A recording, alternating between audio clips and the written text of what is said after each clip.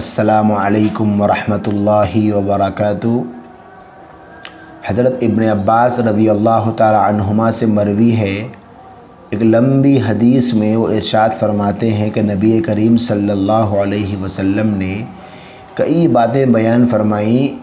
फिर आखिर में आपने ये इरशाद फरमाया कि जब ईदुल फितर की रात होती है उसका नाम आसमानों पर लैलतुल जाइज़ा यानी इनाम की रात से लिया जाता है, और जब ईद की सुबह होती है रात के गुज़रने के बाद तो हक़ ताला शानहू फ़रिश्तों को तमाम शहरों में भेजते हैं।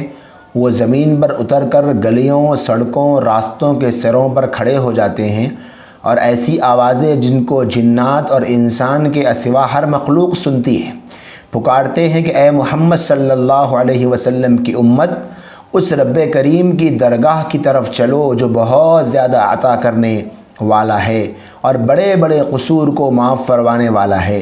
फिर जब लोग ईदगाह की तरफ निकलते हैं तो हक़ ताला शानहू फ़रिश्तों से दरियाफ़त फरमाते हैं क्या बदला है उस मज़दूर का जो अपना काम पूरा कर चुका हो।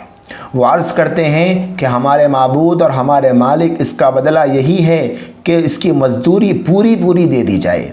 तो हक़ ताला शानहू इरशाद फरमाते हैं कि ए फ़रिश्तों, मैं तुम्हें गवाह बनाता हूँ कि मैंने इनको रमज़ान के रोज़ों और तरावी के बदले में अपनी रिज़ा और मग़फ़िरत अता फरमा दी है। और बंदों से खिताब फरमा कर इरशाद होता है, ए मेरे बंदों, मुझसे मांगो, मेरी इज़्ज़त की कसम, मेरे जलाल की कसम, आज के दिन इस इज्तिमा में मुझसे अपनी आखिरत के बारे में सवाल करोगे, अता करूँगा। जो सवाल करोगे वो अता करूँगा, और दुनिया के बारे में जो सवाल करोगे वो इसमें तुम्हारी मसलिहत पर नज़र करूँगा। मेरी इज़्ज़त की कसम, जब तक तुम मेरा ख्याल रखोगे तुम्हारी लग़ज़िशों पर सत्तारी करता रहूँगा और उनको छुपाता रहूँगा। मेरी इज़्ज़त की कसम और मेरे जलाल की कसम, मैं तुम्हें मुजरिमों और काफिरों के सामने रुसवा न करूँगा। बस अब बख्शे बख्शाए अपने घरों को लौट जाओ, तुमने मुझे राज़ी कर दिया और मैं तुमसे राज़ी हो गया। बस फ़रिश्ते उस अजर व सवाब को देखकर जो इस उम्मत को इफ्तार के दिन मिलता है खुशियाँ मनाते हैं और खिल जाते हैं। अल्लाहुम्मा जअलना मिनहुम, अल्लाह हम तमाम को इस ज़ुमरे में शामिल फरमा दे कि अल्लाह हम सब के लिए भी मग़फ़िरत और बख्शिश का मुज़्ज़ा सुना दे। ये तो है हदीस की रोशनी में ईद के रात के बाद जो सुबह आती है अल्लाह की तरफ से ये ऐलान किया जाता है। लेकिन नबी करीम सल्लल्लाहु अलैहि वसल्लम के हदीस से भी एक और वज़ाहत हमारे सामने आती है कि ये जो दिन अल्लाह के नबी अलैहिस्सलातु वस्सलाम ने ईदुल फ़ित्र और ईदुल अज़हा का रखा है। जब आप मदीने को हिजरत फरमा कर गए थे तो आपने देखा कि वहाँ के रहने वाले मदीने के लोग साल में 2 मरतबा खुशी के दिन मनाते हैं, और उनके खुशी के मनाने का यह हाल होता है कि वो गाते हैं, बजाते हैं, नाचते हैं, रक़्स व सुरूर करते हैं और गाने बजाने की मजलिसें भी कायम करते हैं। नबी करीम सल्लल्लाहु अलैहि वसल्लम ने जब देखा तो इन तमाम सिलसिलों को ख़त्म कर दिया। 2 दिन बाकी रखे लेकिन उनमें जो करने वाले काम हैं उन कामों को ख़त्म कर दिया और फरमाया कि इन दोनों दिनों के बजाय अल्लाह के हुक्म से हमारे लिए ईदुल फ़ितर और ईदुल अज़हा है, ये 2 दिन हमारे वास्ते है। अबू दाऊद में ये रिवायत मौजूद है। इन दिनों में इजहार मसरत का जो तरीक़ा है, खेल कूद, गाना बजाना, नाचना करना, ये सब ख़त्म कर दिया और फरमाया बजाय इसके इजहार बंदगी का सबूत दो, अपने मौला के सामने अपने माथे को टेको, अपने जबीन को अल्लाह के दरबार में झुकाओ और अपने बंदे होने का सबूत दो। जिस अल्लाह ने तुम्हें ये खुशी का मौका अता फरमाया, इस खुशी के मौके को तुम गनीमत जानो, इसकी कदर करो। इस नेमत की कदरदानी ये है कि तुम अल्लाह के सामने झुक कर अपनी बंदगी का सबूत दो। जो अल्लाह पूरा महीना तुम्हें अपने सामने बंदा देखना चाहता था, उसी रब के सामने तुम आज खुशी के मौके पर भी बंदगी का सबूत दो। इसीलिए अकाबिर उलमा से अजीब व गरीब मनक़ुलात हैं और ऐसी बातें हैं ईद से मुताल्लिक़ जो अक़लों को झिझोड़ देने वाली, ज़मीरों को ज़िंदा कर देने वाली और सोते हुए इंसानों को जगा देने वाली है। और आज हमारे पूरे मुआशरे में ईद के सिलसिले में जो एक तसव्वुर पाया जाता है, ईद खुशी का दिन है, ईद को ऐसे मनाओ, ईद को ऐसे मनाओ, ईद को नाचो गाओ, फिल्में देखो, डांस करो, गाने लगाओ और गाड़ियों की स्केटिंग करो, क्या क्या लोग आज करते हैं। लेकिन जो अल्लाह کے نیک بندے تھے، بعض علماء نے ان کے اقوال حکمت کو درج فرمایا ہے، وہ فرمایا کرتے تھے لیس العید لمن لبس الجدید انما العید لمن امن من الوعید۔ عید اصل یہ نہیں کہ محض نئے کپڑے پہن لیے جائیں، بلکہ عید تو اس کی ہے جو اللہ تعالیٰ کی وعید سے محفوظ ہو جائے، یعنی گناہوں سے اور معاصی سے بچے اور اپنے آقا کو راضی کر لے۔ اصل عید تو اس کے لیے ہے، لیس العید لمن توقر بالعود، اصل عید اس کی نہیں جو عود سے اپنے آپ کی عود کی خوشبو استعمال کرے، انما العید للتائب الذی لا یعود، بلکہ عید اس توبہ کرنے والے کے لیے ہے جو عزم کر لے کہ اب کبھی گناہ نہ کروں گا۔ عید تو اس کے لیے ہے کہ جو رمضان میں اپنے جھوٹ سے، غیبت سے، چغلی سے، بہتان سے، گانوں سے، فلموں سے، دھوکہ دہی سے، رشوت سے، سود سے، ماں باپ کی نافرمانی سے، اپنے بڑوں کے ساتھ بدتمیزی سے، رشتہ داروں کے ساتھ بدسلوکی سے جو توبہ کر کے اپنے آپ کو اللہ کی طرف پھیر لے، عید تو اس توبہ کرنے والے کے لیے ہے۔ لیس العید لمن تزین بزینت الدنیا، عید اس کے لیے نہیں ہے جس نے دنیاوی زیب و زینت کو استعمال کر لیا، انما العید لمن تزود بذات التقوی، عید تو اس کی ہے جو اس رمضان کے مہینے میں تقوی کے توشے سے آراستہ کر دیا گیا، جسے اس رمضان کے مہینے میں تقوی کی دولت دی گئی، عید تو اس کے لیے ہے۔ لیس العید لمن رکب المطایا، عید اس کے لیے نہیں ہے جو سواروں پر سوار ہو، بلکہ انما العید لمن ترک الخطایا، عید تو اس کے لیے ہے جو گناہوں اور غلطیوں کو چھوڑ دے، جو اپنے مولا کی طرف لپک کر آئے، دوڑ کر آئے، بھاگ کر آئے، اپنے اللہ کی رضا کو تلاش کرتے ہوئے گناہوں کی گندگی کو چھوڑ دے، اللہ کو ناراض کرنے والے اعمال سے توبہ کر لے، عید کو اس کے لیے ہے۔ لیس العید لمن بسط البساطا، عید اس کی نہیں ہے جو فرش اور گدے بچھا لے کہ گھروں میں نئے نئے کپڑے، نئی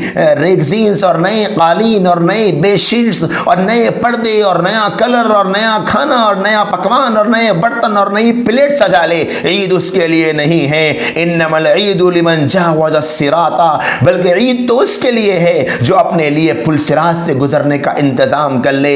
آج بڑے افسوس کا مقام ہے کہ غیروں کی دیکھا دیکھی اور نقالی میں مسلمانوں نے بھی عید کو محض ایک تہوار سمجھ لیا ہے، عید کو ایک انٹرٹینمنٹ کا ذریعہ سمجھ لیا ہے۔ اللہ کے سامنے بندگی کا جذبہ ظاہر کرنا یہ ذہنوں سے بالکل ختم ہوتا جا رہا ہے، جیسے چاند نظر آتا ہے، گناہوں کے ٹھاٹے مارتے ہوئے سمندر آ جاتے ہیں، گانوں کی آواز لگ جاتی ہے، فلمیں دیکھنی شروع ہو جاتی ہے، اللہ کو ناراض کرنے والا کوئی کام نہیں چھوڑا جاتا۔ یہ عید کے مقصد کو، عید کے پیغام کو، عید کے میسج کو نہ سمجھنے کا نتیجہ ہے۔ اللہ والوں کا تو یہ حال ہوا کرتا تھا، بعض صحابہ کے بارے میں علماء نے لکھا کہ وہ عید کے دن رویا کرتے تھے، پوچھنے والے پوچھتے کہ کیا ہو گیا، آپ کیوں رو رہے ہو؟ تو کہتے کہ روزے تو میں نے رکھے ہیں لیکن پتہ نہیں میرا اللہ میرے روزوں کو قبول کرے گا یا نہیں کرے گا، اگر میرے روزے اور میری عبادتیں اس مہینے کی قبول کر لی گئی تو میرے لیے یہ عید ہے، ورنہ میرے لیے تو وعید ہے۔ ان اللہ والوں کا جن کے ہر سجدے میں اللہ کی یاد کی لذت ہوا کرتی تھی، یہ بے چینی اور بے قراری، اور ہم جیسے گنہگاروں کا جنہیں 30 روزوں میں بھی شاید ایک سجدے میں اللہ صحیح طریقے سے یاد نہیں آیا ہوگا، ان کا یہ حال ہے کہ وہ عید کا جشن منا رہے ہیں۔ اسی لیے کسی بھی اللہ والے کی زندگی میں آپ کو یہ بات نہیں ملے گی کہ انہوں نے عید کی تیاری میں کپڑوں کی فکر کی، سامان کی فکر کی، عید کی تیاری میں گھروں کو سجانے کی فکر کی۔ وہ دنیا کو ہلکا کیا کرتے تھے، آخرت کو اسٹرانگ کرتے تھے، آخرت کی فکر زیادہ کیا کرتے تھے۔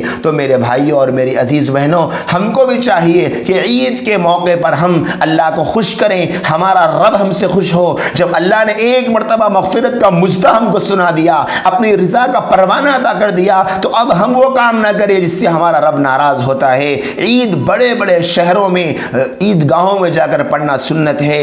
عید کا وقت فجر کے نماز کے بعد جب طلوع آفتاب ہوتا ہے تو اس کے 15 منٹ کے بعد شروع ہو جاتا ہے، لیکن عید کی نماز ایسے وقت میں رکھنا چاہیے کہ جس وقت لوگوں کے جمع ہونے میں سہولت ہو۔ اسی طرح نماز عید کے متعدد مسجدوں میں نماز عید کرنا بھی اس میں کوئی حرج نہیں ہے۔ عید کے دن تیاری کرنے کے لیے غسل کرنا، مسواک کرنا، اچھے کپڑے پہننا اور خوشبو وغیرہ لگانا مستحب ہے۔ عید الفطر کی نماز کے لیے پیدل جانا مستحب ہے اور کچھ کھا کر جانا، عید الفطر میں میٹھا کھجور عید سے پہلے کھا کر جانا یہ مستحب ہے۔ اسی طریقے سے عید کے سلسلے میں ایک مسئلہ یہ ہے کہ عید کی نماز مردوں کے لیے ہے، عورتوں کے لیے عیدین کی نماز نہیں ہے۔ عورتوں کے لیے یہ ہے کہ گھر میں ہی وہ غسل کر کر، صاف کپڑے پہن کر اور اپنے ہی گھر میں تیار ہو کر اللہ کے سامنے 2 رکعت شکر کی نماز عید کی نماز ہو جانے کے بعد پڑھ سکتی ہیں، اس کے پڑھنے میں کوئی حرج نہیں ہے۔ اور عید کا خطبہ سننا واجب ہے۔ بہت سے لوگ عید کی نماز پڑھ کے نکل جاتے ہیں، لیکن خطبہ سننا واجب اور ضروری ہے۔ یہ نہیں سنیں گے تو پھر نہ سننے کا گناہ بھی ہوگا۔ یہ عید کی سے متعلق چند باتیں تھی۔ اللہ تعالی ہم تمام کی عید کو قبول فرمائیں۔ اللہ تعالی ہم تمام کے لیے عید کو عید بنائیں، وعید نہ بنائیں۔ اور میری طرف سے اور ہمارے کرشمے قرآن کی ٹیم کی طرف سے آپ تمام بھائیوں اور بہنوں کو عید کی بہت بہت مبارکبادیاں ہو۔ اللہ پاک ہم تمام کی اس عید کو ہم سب کے لیے خوشیوں کا ذریعہ بنائیں، خوشیوں کا سبب بنائیں، ہم سب کے دلوں کی نفرتوں کو دور کرنے کا سبب بنائیں، رشتہ داروں کے ملاپ کا ذریعہ بنائیں، آپسی رنجشوں اور خلفشاریوں کو دور کرنے کا ذریعہ بنائیں۔ اللہ تعالیٰ اس عید کو امت کے اتحاد کا ذریعہ بنائیں۔ اللہ تعالیٰ اس عید کو امت کے دلوں کو جوڑنے کا ذریعہ اور سبب بنائیں۔ اللہ تعالیٰ فیس بک پر چلنے والے کفر اور شرک کی گرم بازاریوں کو اس عید کے بدلے میں انعام کے طور پر ٹھنڈا فرمائیں۔ عید کے عطر سے اللہ اس تیزاب کو جو امت کو جلا کر رکھ رہا ہے، اللہ اس کو سرد فرمائیں۔ اللہ ہم تمام کو عید الفطر میں صحیح معنی میں حق بندگی عطا کرنے کی توفیق عطا فرمائیں۔ اللہ ہم تمام کے روزوں کو اور تمام کی عبادتوں کو اپنے فضل و کرم سے قبول و منظور فرمائیں۔ آمین۔ وآخر دعوانا ان الحمد للہ رب